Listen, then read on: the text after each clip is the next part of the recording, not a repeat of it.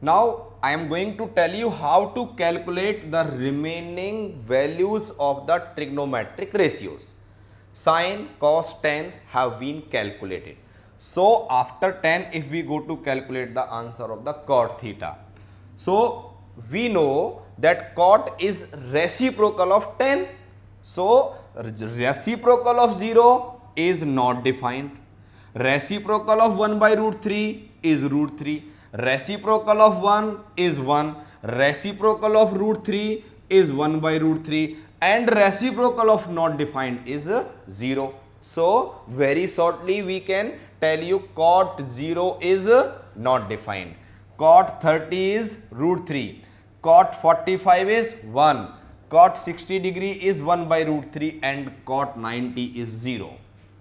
Is it clear? Now we are coming to calculate the answer of the all standard values of sec theta. So sec is definitely inverse of cos because sec is hypotenuse upon base and cos is base upon hypotenuse.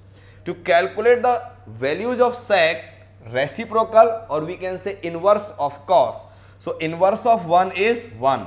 Inverse of root 3 by 2 is 2 by root 3. Inverse of 1 by root 2 is root 2. Inverse of 1 by 2 is 2. And inverse of 0 you know not defined. Hence you can say sec 0 is 1. Sec 30 is 2 by root 3. Sec 45 root 2. Sec 60 2. And sec 90 not defined.